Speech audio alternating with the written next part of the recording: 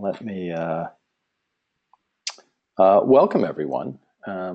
We are at the hour, and my name is Richard McCarthy. I am the Executive Director for Slow Food USA, and I'm excited to welcome you to a 60-minute conversation that we will be having to announce, if you haven't already heard, of this exciting partnership between Slow Food USA, Slow Food Canada, and Adventure Canada on a really exciting slow travel pilot project. And I think pilot is the right word. Describe this circumnavigation around Newfoundland in October. And we have received a number of phone calls and emails wondering, this is a new, exciting venture. Can you fill me in with all the details and what does this mean? And we thought this was a good reason to have a conversation where we could share some of the exciting elements of this partnership and why we do this and who we are. And if you are calling in from your computer, you can probably see the faces that are on the screen, and I'd love to be able to introduce them to you, and we can give sort of a little context as to the exciting slow travel partnership. I'll start off again. My name is Richard McCarthy. I am Executive Director for Slow Food USA. Our headquarters are in Brooklyn, New York, and that's where I am calling you from. If I can just, from a standpoint of logistics, if you have any questions and you are on your GoToMeeting on your computer, there's a chat function where I encourage you to post any questions in that chat function, and we'll keep a track of that throughout the call. But maybe I could hand it over to my slow food colleague north of the border, Ingrid Jarrett. Could you introduce yourself? Richard, thank you so much. I'm Ingrid Jarrett, and I'm Vice Chair of the Slow Food Canada Board and an active partner in this relationship that we are developing with Adventure Canada and Slow Food USA and Slow Food Canada. And I think one of the things that go through the webinar today, you'll see that those values of slow travel, slow food, slow fish, the art of taste, and many other principles that are ingrained in our slow food philosophy are implemented and that you're immersed in them during this amazing voyage. I'm actually calling in from the Okanagan Valley in British Columbia, where it's a beautiful 32 degrees and fairies will be here soon. So I'm pleased to join the webinar today on behalf of Slow Food in Canada. That's marvelous. Thank you, Ingrid. Well, maybe Bill Swan, who is with Adventure Canada, maybe you can also help to set the stage for us. Sure, Richard. Thanks for having me on. And welcome, everyone. My name is Bill Swan. I am founding director of Adventure Canada from years past, and I'm also a very active slow food member. And I think I'm a bit of the glue in this scenario. I saw the opportunity visiting Terra Madre several years ago in Italy that, it's a lot like going on an Adventure Canada trip. You're immersed in culture, in food, in experience, and you learn. And you have a ton of fun. And that is all what Adventure Canada voyages are about. My role with this is I am in business development and partnership development with Adventure Canada. And I will be going on the Newfoundland voyage as well, a place I've been to several times and love very, very much. I know it's going to be an exciting trip. I'm at the heart of it interested in changing the world. It's why my brother and I many years ago started Adventure Canada. Obviously, we want to go on great trips together, but we ultimately want to affect change. And to me, organizations like Slow Food and Adventure Canada are in the business of creating change, positive change, and learning from those changes and getting experience while doing it. So I thank you for joining us today, and I'll hand it back to Richard. I think it's going on to MJ, who is going to host us here for a bit. Thank you, Bill. We are, and before I hand it over to you, MJ, I'd like to just underline some of the key points that both Ingrid and Bill said, you know, from Slow Food's founding and commitment to creating a world where food is good, clean, and fair for all, travel became one of the sort of early tools that Slow Food was deeply invested in Italy, as travelers were trying to navigate which of the osterias were authentic and which wines are in keeping with our values. And I think our commitment to slowing it down in travel is to recognize the fragile and marginal places that are being overwhelmed by some of the fast travel, and that are forgotten and marginalized, and that there is a real opportunity to transform what travel is, and the difference between being a traveler and a tourist, and connecting to and recognizing the dignity of the people and the places that we visit. And we too recognized in the work that you all do, and in navigating through very fragile lands and fragile people that are existing on the margins of what we think of the places one visits in the world. And Newfoundland is one place that has long fascinated me. And my gosh, this is a year to really think about Newfoundland. It's on television, it's on Broadway, it's a place that's beginning to gather some real attention. And maybe MJ, you'll be able to give us some insight as to why that may be the case. And maybe at this point, I'll turn it over to you, and then I'll make you the presenter. Sure, yeah. So thank you everybody, and thank you, Richard, for having me out to speak today. Really excited to share what I know about Newfoundland and the destination, and I'm extremely excited about this partnership with Slow Food. As I learn more about the Slow Food organization and your structure and your philosophy, it really does align nicely with what Adventure Canada is trying to do in the travel world. And yeah, I think that this could be a much bigger scope rather than just the Newfoundland expedition. That's where we're going to start, but I hope to see that this will grow into a much bigger partnership that can last for years and expand all over the planet that we have. So again, thank you very much for having me on, and I hope that I'm able to continue. And where are you phoning in? Right now, so I'm in Port Credit in Mississauga, just outside of Toronto. Excellent. Excellent. Well, I will make you the presenter, because I know you've got some sights and sounds to show us, and I'll mute myself. And if you have any questions, just put them in chat, and we'll have a chance for some Q&A afterwards. So I think you'll see the screen changing for those of you who are on online. Yeah, are you? One second. Excellent. Here we go. Okay, you just give me the heads up when that first slide shows up there. I see it. Okay, fantastic. So again, welcome everybody, and thank you very much for coming out to have a listen to what this is all about, the partnership between Slow Food and Adventure Canada, and a little look at our Newfoundland circumnavigation expedition. So first, a little bit about myself. I'm the Director of Business Development for Adventure Canada, but I'm also working as a expedition leader. So personally, I've grown up in the travel world. My father and his brother Bill and Dave Free started this amazing company back in 1987, and that's allowed me to travel from a very young age. I started my travel career at the tender age of 2, and it's really grown from there, and I've been able to visit some of the most beautiful places on this planet. It's really inspired me to continue to learn about different cultures, learn about the natural history world, and I've really been engulfed with the wildlife. So what I'm going to do today is I'm going to give you a very brief introduction to the history of Adventure Canada and where we are now. I'm going to introduce you to the style of travel, how Adventure Canada likes to run our tour programs. And then I'm going to give you some information about this particular itinerary which Slow Food is partnering, which is our Newfoundland circumnavigation itinerary.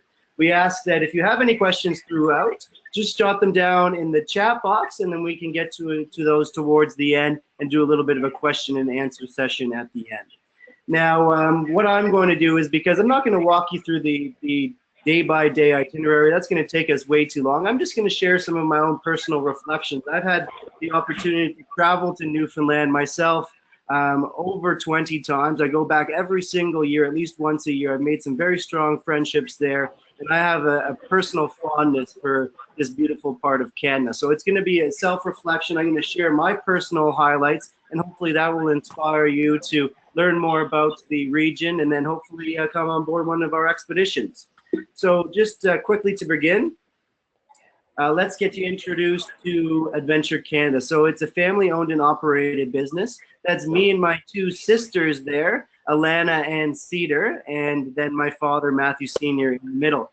So Matthew Sr., he's now retired. He still comes in every once in a while to mess things about and sort of mess with my papers and make sure everything is running smoothly, is what he calls it. But he deserves that right. He worked very hard for a very long time, but now he is sort of in the background, and it's me and my two sisters that are running the show. And to tell you the truth, I'm the baby of the bunch. It's really Alana and Cedar that are the true bosses of the company. I'm very, very happy with it. It fits in perfectly with my personality. I've perfected the art. I know just how annoying to be with my two sisters, where they send me away constantly because they don't want me in their hair, but they keep paying me. So I get to travel the world running a lot of our programs and getting to promote what Adventure Canada experiences are all about.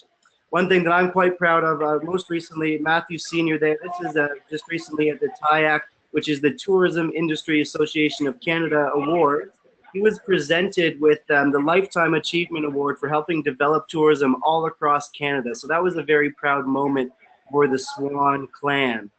Now, one thing that I find different about Adventure Canada is there's always one of us on board our expedition. So for this Newfoundland circumnavigation trip that we'll be talking about later on in the webinar, I personally will be leading that expedition.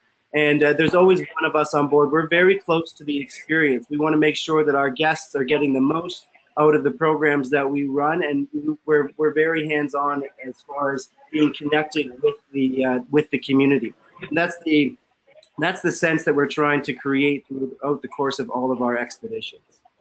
So we believe in the power of strong partnership. So Slow Food is a new one to us, which is extremely exciting. We also partner with Parks Canada, which sponsor a number of our programs. We work with the World Wildlife Foundation, so the WWF, helping to develop new wildlife protected areas. And then another strong partnership is Nikon. So Nikon will actually sponsor each of our expeditions. And what that means is they'll not only put on a professional photographer that will act as a coach to all of our passengers, but they will put on numerous different types of bodies and lenses. It could be a Nikon point and shoot, it could be an underwater camera, or it could be an SLR. And this is a free service where all of our passengers get the opportunity to borrow this extremely expensive equipment for free, get to learn how to use it, and then get to keep the beautiful photography that is produced from it. And this is because Nikon has selected us just because of the destinations that we go to. We're traveling off of the beaten path. So what is expedition cruising all about? What does this type of travel mean? So for me personally, it's really getting off of the beaten track, is going out into the unknown, heading out to those destinations that really put you outside of your comfort zone a little bit. And for me, we're trying to combine a curiosity for different cultures with a passion for exploring. And we really rely on the experience in the regions that we travel to help garnish the very high customer satisfaction ratio.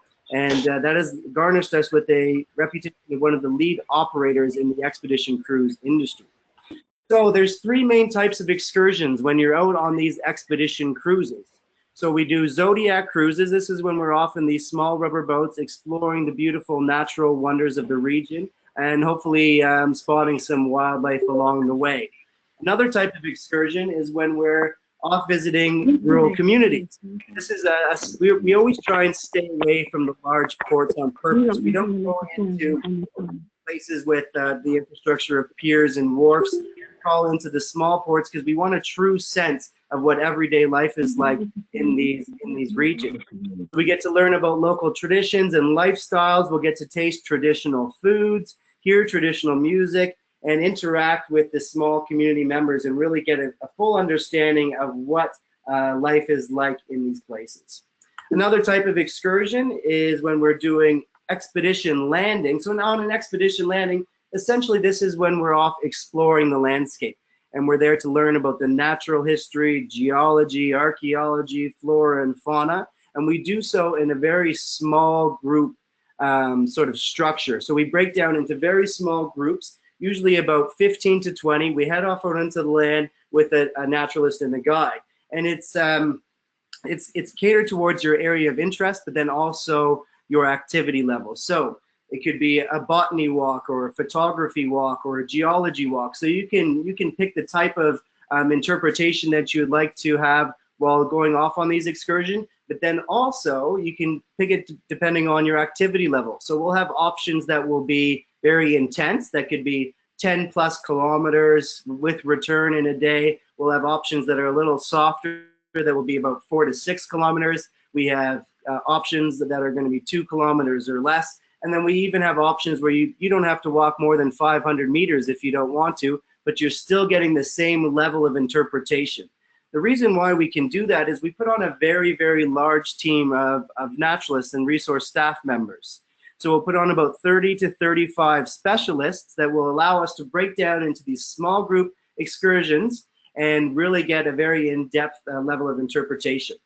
One thing that we do is we don't hire general guides. We stay away from general guides. I don't want somebody that knows 1 or 2 things about everything. I want somebody that knows absolutely everything about their specific area.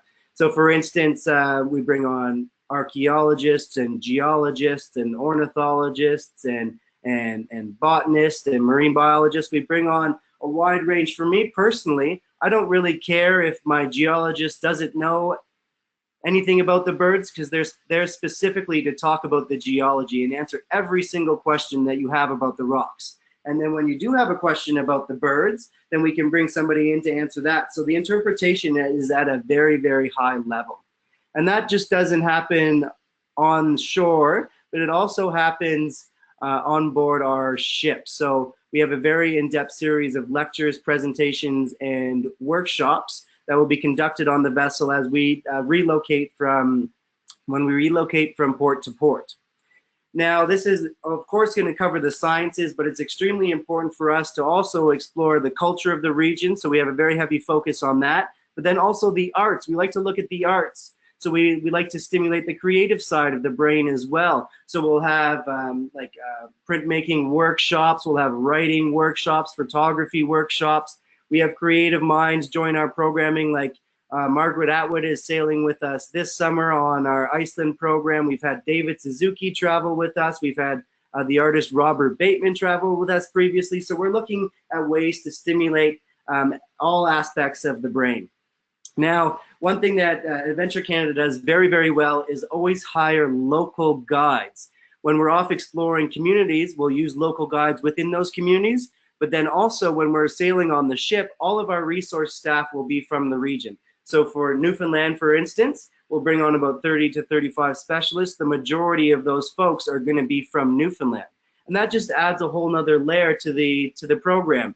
So imagine you're sailing into a small bay or cove and you have some whale spottings. And the marine biologist is not only telling you about every aspect of that particular marine wildlife species, but then they're also telling you that story where they used to fish in this bay or cove with their grandfather or grandmother, and that's what inspired them to become a marine biologist in the first place.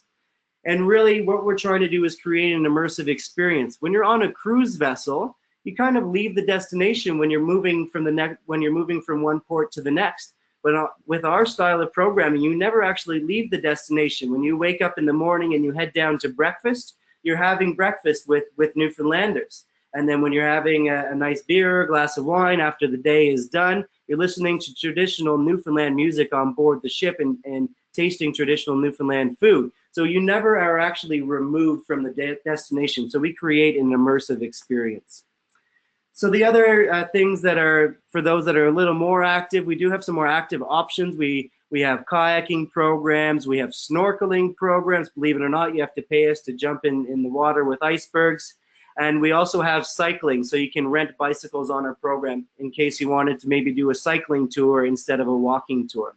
One thing I'll mention before getting onto the ship is we provide an expedition jacket for all of our guests. So you'll get a windproof and a waterproof jacket to keep you protected from the elements, and that's yours to keep.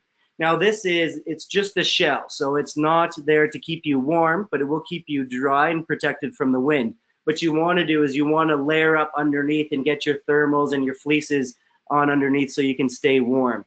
We also provide rubber boots to borrow, so you don't have to haul your gum boots from home all the way over to Newfoundland. We'll let you borrow a pair from our mudroom where you can keep all of your gear stored.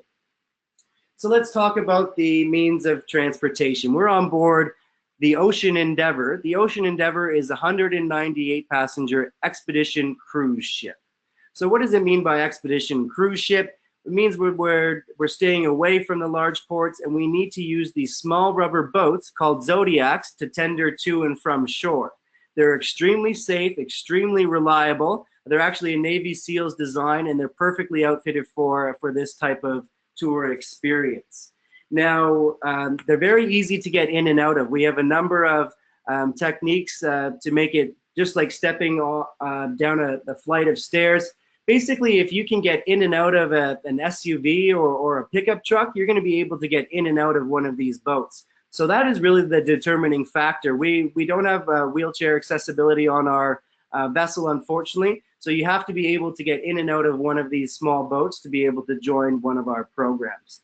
It has 20 Zodiacs on board, which is great because of the 198 passengers. It means that if we have a wildlife sighting, we don't have to leave half of our ship on board waiting for their opportunity. We can get everybody off at once. Everybody has this same experience and nobody's left out. It also makes getting on and off extremely efficient. We can get 200 guests off of our vessel in less than half an hour. So you're spending more time out on the land, meeting with the people and enjoying the destination instead of tendering to and from shore. Now the ship is very comfortable, extremely modern, recently renovated in 2016. They put a lot of money, the ship owners put a lot of money into the vessel. So we have a hot tub and a sauna and a heated pool. We have a full spa and wellness center. So we're doing things like yoga classes, meditation classes. You can get massages. Now, this is not the selling feature of our programs. Even though it's nice to have this, it's great to get out there and enjoy your vacation with some great relaxing experiences. But for us, we're selling a 5-star destination. The places that we go and the people that we travel with are the 5-star experience. But here on the ship, it still has some beautiful comfort features. Also, the public spaces on board, we have a fully stocked library with tons of literature pertaining to the region. We have a main lounge where we'll do concerts and presentations. And our dining room seats everybody at once. Fabulous food on board. We'll do our breakfast and our lunch buffet style. That's because we want to be in and out and back outside enjoying the destination. But then our dinner is a 5 a la carte meal. We bring on fresh provisions at the start of every program, and the food is really good. I find that I'm always, throughout the course of the winter, I'm trying to work off all the weight that I put on working on board the cruise ship, and then come spring again when I jump back on board and do a couple of sailings, I put the weight back on just because I love food so much, and it's hard for me to say no. So throughout the day, I'm always nibbling here and there because they always have delicious treats out, and the meals are extremely good. And then also the deck space on the Ocean Endeavor. This is probably one of my favorite features. We have an immense amount of deck space, so you're outside enjoying the natural beauties. We do things that are fun and engaging. We'll do barbecue lunches and dinners. We'll do trivia nights and theme nights. We like to do lots of concerts as well. So even though it really does feel like you're back in university because the level of interpretation is so high, there's so many lectures happening, we're still making it a vacation. There's still lots of fun to be had throughout the course of the program. There's actually 10 different cabin classes on board the Ocean Endeavor. I'm not going to go through all of them just because it'll take too long, but I'll just describe briefly. We have a variety of interior and exterior cabins. So either no window, a porthole window, so a small round window, or picture windows, which will be a large square window. So either interior or exterior. And then we have quad and triple cabins, usually for families or for folks traveling in a group. We have double-sized beds, so it's just slightly smaller than a queen. And then we have twin options where it's 2 single beds.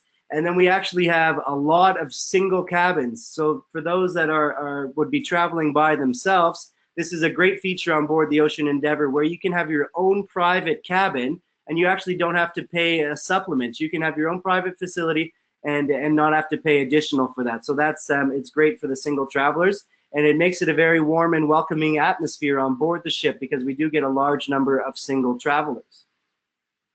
So now we can move along and start to talk about the destination. We can get to the good stuff. Here we can start to look at our Newfoundland circumnavigation program. So this is an 11-day trip. It'll be running from October 2nd to the 12th. It starts and finishes in St. John's, Newfoundland. So you'll want to get to St. John's at least 1 day before. So arriving on October the 1st, you'll overnight at one of our group hotels, and then we'll all meet as a group together on the morning of the 2nd, and then we'll head off and join the vessel. We'll explore the coastline, completely circumnavigate the island in the 11 days, which would take you about 3 weeks at least if you're doing it by car and doing it properly, doing it in the slow fashion. We can do it and still have the same experience because we're eliminating all of that driving time. You spend a full day out on the land, enjoying the destination. You retire back to the ship. You go to sleep and you wake up and the captain has repositioned the vessel to us for us to the next destination. So you're maximizing your experience doing it on a cruise ship. So we circumnavigate the entire island, and we do have one stop in Labrador as well. So we'll jump over to Labrador for a day. In fall we'll have beautiful fall colors. It's cooler temperatures, so it's about 5 to 10 degrees Celsius. Now, forgive me for my Fahrenheit conversion. I think that's roughly around 40 up to about 60 Fahrenheit. So it's cooler weather. It's not freezing, but you still want to dress warmly for it. So some of the highlights on this program for me, one is Lansa Meadows. So this is a UNESCO World Heritage Site. It's the only confirmed Viking site in North America. So this is the first recorded visit to the New World from the Europeans. And here we'll get time to actually visit the archaeology site of this Viking village, which is incredibly interesting. They've also done a recreated village, so we'll get to see what life would have been like for the Vikings at that time. And they do a recreated village where you get to see some of the buildings, you get to try what foods they would have been eating, you get to see what clothing they would have had, and then they actually have like an acting stage as well, where they'll have a number of actors that will put on a display for us while exploring the site. So that is Lansa Meadows, and that's in the northern peninsula of Newfoundland.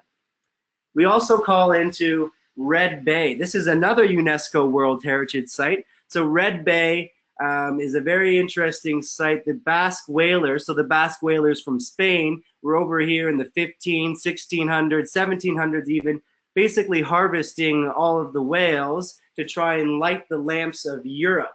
So we'll get to visit into their site. There's actually an old sunken chalupa outside of the bay where we'll get to see it. You can see it underneath the water. And then this here is one that they've collected and brought into the interpretation center. So the chalupa is the old hunting the smaller boats that the whalers would go out in, and then javelin their whale, and then try and drag it back to the larger ship. So we'll get to learn all about this. It's a fabulous interpretation center. We also call into Grossmoor National Park. This is by far Newfoundland's most famous park for a number of reasons. It's another UNESCO World Heritage Site. It was designated in 1987, and that's because of the geology here. So here we can see the geological evolution of the ancient mountain belts. It's a long mountain range at the top end of the Appalachians. essentially what's happening here is we can see rocks that are not typically exposed and are visible in Gros Morne because of the continental drift. So of course it was very slow, but two plates collided, and then now they started to separate. So we're seeing rocks that are usually much further down underneath the Earth's mantle. So we get to see some very rare geological features. So Gros Morne National Park, hiking around, it's also very well known for moose. So hopefully an opportunity to see some land mammals here as well. France Way. So now we're headed down towards the south coast of Newfoundland. So France Way, this is a very small community. It's only accessible by sea. You can only get to it either by a ferry or with our small expedition ship. So France Way, here is a beautiful community with a population of just under 100. We'll be welcomed in by the guests. We'll get to go off exploring the mountainscape you see in behind. That's called the Friar. So there's a hiking option where you can go up and along that edge over top of the community, which is quite beautiful. It's about a 3 to 4 hour hike. Very easy, actually. They've built a pathway that leads up to the edge of the mountain, and then you just walk along the edge on a nice path.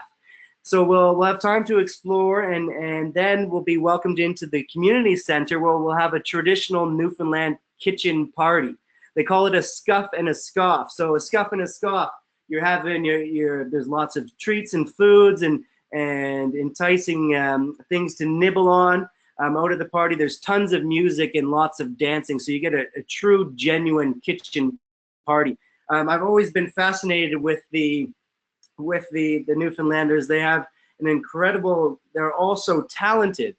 For me personally, I grew up just outside of Toronto. I was always drawn out to nature, but I lived a different lifestyle. In Newfoundland, the kitchen parties were an everyday thing where the family would gather around the kitchen table after dinner, and they would tell stories, they would sing songs, they would eat their dessert, and it was a very intimate and interactive setting and social setting. So this is still a part of everyday life. So they'll be telling a lot of stories, we'll hear a ton of music, and this really overflows into this larger kitchen party that we will put on in France Way. We also call into Saint-Pierre and Miquelon. So Saint-Pierre and Miquelon is two small islands. They're actually part of France off of the south coast of Newfoundland. And it really does feel like you are in France. There's a lot of small coffee shops and bistros. The main language is French. It's hard to get by with English, so we have guides and interpreters that will be bringing you through the community. But then you'll get to go exploring, and they have delicious French wines. All of the payment is in euros. So it's strange that these islands are only a couple of hundred miles off of the coast of Newfoundland, but it's still very much a part of France. That's because there was a lot of French fishermen as well. So now we're jumping over to Conche, which is a small community on the northern peninsula, population of 250. So this region on the northern peninsula is known as the French Shore. It has Irish history, and they can talk of a storm just like the Irish do, of course, but they put themselves on the map by creating a localized version of the Bayou Tapestry known as the French Shore Tapestry. So that's what you have pictured here. It is 66 meters in length, created in both Newfoundland and France. So they were working on it in both areas, and it tells the story of the French shore from a prehistoric animals right up to 2006 when the tapestry got underway. So it's quite an interesting thing to see. And Conche is also known as the community with the best salt cod meals in all of Newfoundland. So we'll get an opportunity to try some of those local delicacies.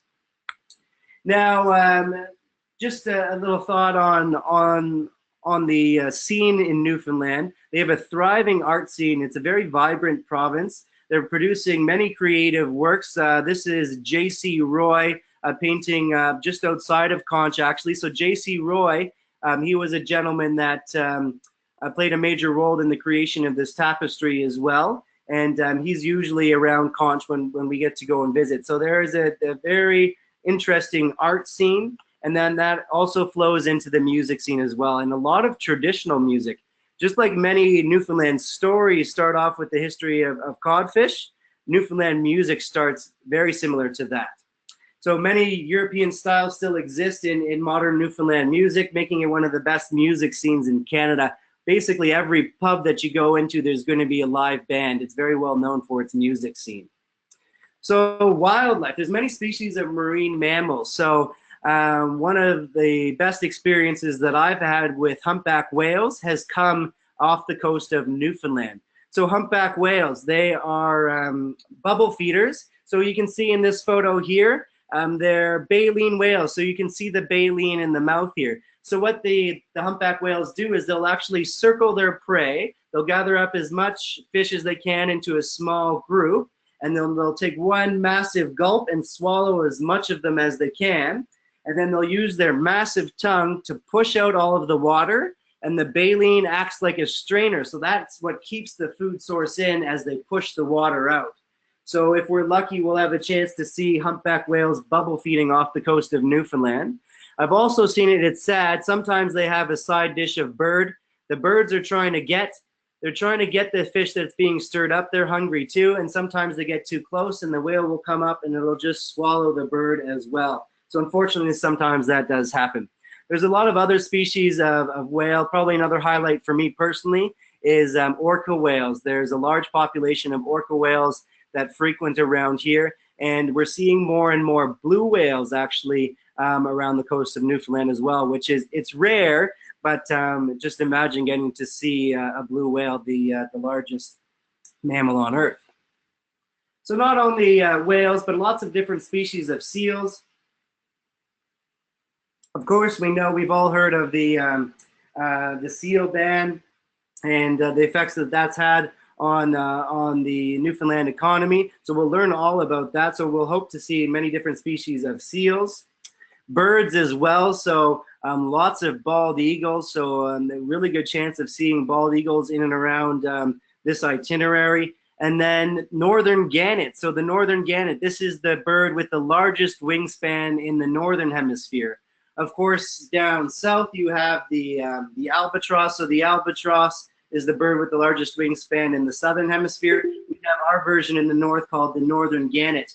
You can see the yellow tinge to the head there, and a very sharp-looking beak. So these birds are in abundance down around Cape St. Mary's in the southern peninsula. So hopefully we'll get a chance to see these as well. Now, there are the chances in the fall when we're running the program, the chances of puffins are slim, but there is still the abundance of birds. Most of them have moved off and started to migrate to warmer weather. But there still could be a few bobbing around in the water, and there is a chance you might get to see the puffin as well. I've always loved the puffin. It looks a lot bigger than it really is in real life, because the photographs, you can get really close to puffins, and they'll just pose for you. You can get amazing photos, but then when you actually see them in real life, they're just tiny, tiny little birds. It feels like you can just grab one with your. They're so small they'll fit into the palm of your hand. So, to wrap it up, our goal is to create this immersive experience. What we're trying to do is we're trying to provide an educational travel experience where you're leaving with a true sense of a destination. We want you to have your own perspective and own insight onto what the lifestyle is like, how they got to where they are, how the natural history world has formed all around the place. So we're trying to create this experience that hopefully leave you with a better understanding of what life is like here. So I'm going to encourage you to travel and get out there and experience. For me personally, because I've been traveling a lot. This is my entire life. I'm coming home and I'm trying to encourage my friends to go out and travel and explore the world. I find that the best experiences in life for me are measured by how many times my breath is taken away instead of how many times I'm taking a breath. It really can shape who you are, and it really can open and enhance your perspective on life. And so I hope that you do decide to travel. It'd be great if you travel with us at Slow Food and Adventure Canada, but just get out there and experience different foods, experience different cultures, and experience all that this beautiful planet has to offer. So because you attended today, there is an opportunity to actually win a trip. There will be a ballot that you can visit our website, and you can enter into the ballot, and we'll do a draw for one to win the trip around Newfoundland. I do encourage you to go and sign up for the program. If you do win the trip, we will reimburse you for the tour cost if you do end up winning. But I do encourage you to sign up sooner rather than later, as spaces are starting to fill up on this Newfoundland circumnavigation program. So the contact details are there. You can visit our website, adventurecanada.com. You can also email us at info@adventurecanada.com. And there's our toll-free number for North America, Canada, and the United States at 1-800-363-7566. So I'd like to just take a moment again to thank everybody for attending this afternoon or this morning, depending where you are. And a big thank you to Bill, Ingrid, and Richard for inviting me to share a little of my personal experiences on the Newfoundland program. And hopefully this has been useful and informative for you. Thanks a lot. MJ, thank you so much for that overview. I must admit, I cannot wait. For full transparency, I will be on this trip and very excited to help add the slow value to this Adventure Canada Slow Food Partnership with programming on board. And one of the things I think you can see in the tour we were just given is the careful nature with how we will travel in these fragile land and fragile waters, and to sort of emulate Gary Snyder's idea of going light is we will be traveling light, and I'm excited to see and experience what may be one of Canada's best kept secrets, although people like Anthony Bourdain are trying to break that secret and get the word out. I have recently seen the play Come From Away, which focuses on Newfoundland and that wonderful sense of Newfoundland resilience, and am fascinated with some of the work that's going on Fago Island, with the architectural and artist work that's happening there. And I'm excited about seeing a place that is also everything I read, and I'd love to hear your thoughts on this, is reinventing itself, because the economy has changed in places that rely on natural resources like Newfoundland, whether it was cod or whaling or seals. And there does seem to be, correct me if I'm wrong, whether it's Conch or Bonavista, a sort of growing movement of young food entrepreneurs, and that St. John's has this incredible food and bar scene, as most ports should have very good bar scenes. But that this is going to be, seeing a place that is both holding on to traditions and embracing some new innovation. I think this is one of the exciting things I'm looking forward to. Yeah, most definitely, extremely resilient. They've banded together. It's been a long time since the closing of the salt cod fishery, but they're a very resilient group. They're very passionate, very proud, and very enthusiastic. That's why this program in particular, I find that the level of interpretation that we receive is at one of the highest standards I've seen out of all of the trips I've done all over the world. They're just so passionate about their lifestyle, about their traditional food, about everything. It just really shines through on a day-to-day basis, and that's why they're known all over the world for being one of the most hospitable groups of people out there. So I think that you nailed it on the head there. There are some very resilient folks out there in Newfoundland, and they're doing a fabulous job with it. One thing that I didn't mention earlier is that we're very excited to have you all joining us in Denver in July for Slow Food Nations to talk about these issues of slow travel, of how to integrate the values that slow food cares about into travel. And we know that we've got leaders from the Caribbean to the Ozarks who are both advocates and practitioners of slow travel. And we know this is something that you'll be sharing with us in Denver. I think, looking at the callers that we have, more are on phone than on computer. and what I'm thinking to do is maybe dangerously unmute everyone before we run out of time. If there are any specific questions that you could actually ask them, and we'll have a chat. So sort of bear with me as I unmute. If there are any questions, if not, I have a very banal one in terms of just what I'm curious about is this is an interesting time of year where seasons are changing, days are starting to get shorter. And I'm most intrigued with the blue jumper that everyone will get on board. Do you have to pack for like really cold days, or is it warm days, cold nights? I know you can't predict what's going to happen in early October, but from your past experience, any insights in terms of what the weather is like then?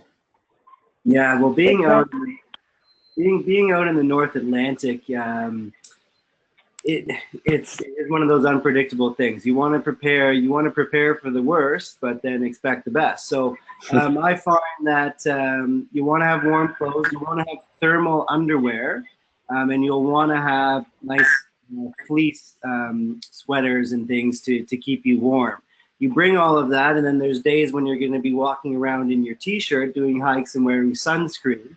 But just out in that region, it can change from day to day. It's not really 4 seasons in one day, but it can be 2 seasons where it's summer and then it's almost it's winter. So it happens very quickly. So you want to prepare for that. So you bring all of your warm weather gear, like you're preparing for a cold program, but it doesn't happen very often. I just find when you're out on the water and we're doing Zodiac cruises and we're going off whale watching, there can be a very brisk and cold breeze that comes off of the North Atlantic. As the current makes its way up, it goes up to the south coast of Greenland, it hits the ice cap, picks up all of this cold temperature, and then whisks down the Labrador coast, and really is all directed over onto Newfoundland. So you can get some cold winds coming down from the north, and especially at that time of year in October, you'll want to be prepared for it by having some warm clothes. Are there any questions that anyone has? I think I've unmuted everyone. So if there's anyone who would like to step forward and ask a question before we wrap up, now's your chance. It just sounds, this is Cousin Jane in Louisville. It really sounds exciting, and we've made up our mind. We're going to go. We'll get in touch with you tomorrow. I love it. It sounds good. That's excellent. So looking forward to fantastic enthusiasm. That's fantastic. I like it, Cousin Jane. I look forward to traveling with you. We'll be meeting each other in October in St. John's. What's the best way to get to the ship from Kentucky? Oh, Kentucky. My brother-in-law lives just outside of Louisville, actually. He married my sister, now lives up in Canada. So I think that there's a number of different routings you can take from over there. If you can get flights into Chicago, into New York, or into Toronto, Canada, then all of those places will just be one connection to get over to St. John's from there. So do you have routing where you could get into Toronto, Chicago, or into New York? Chicago, yes. Southwest is in Louisville, and no matter where you're going, you have to go through Chicago. Okay, so you get to Chicago, and then you can get onto a flight from Chicago, and then you'll only have to do the one connection. Oh, great! That sounds good. We'll look into it. Yeah, we can help you with that too. So when you give a call to the office, the team there are very knowledgeable. They'll be able to help you with that stuff. Okay, who should we ask for when we call tomorrow? Pardon me? Who should we ask for when we call tomorrow? Oh, so there's 2 lovely ladies. You can either ask for Cheryl. Cheryl spells her name with an S, and then also Devin. Devin is very knowledgeable. She's actually been on the both of them have been on the program a number of times. So I would speak to one of them first, and then if they're not available, you can ask for Martin. Thank you. You're welcome. I look forward to meeting you And thank you. Thank you. We're getting very excited already. That's Sounds wonderful. good, Cousin Dan. And I see a chat here from Beth Kunkel on the call, who I just share this with you. She's looking forward to this trip as well. So uh, I'm looking forward to seeing many of you all in a few months.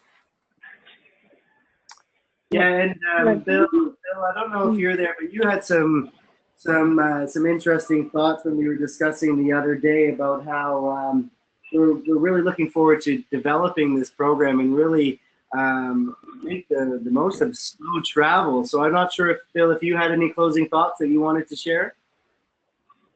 Yeah, thanks, MJ. I do, and thank you very much for the presentation. That got me all re-excited about going back to Newfoundland.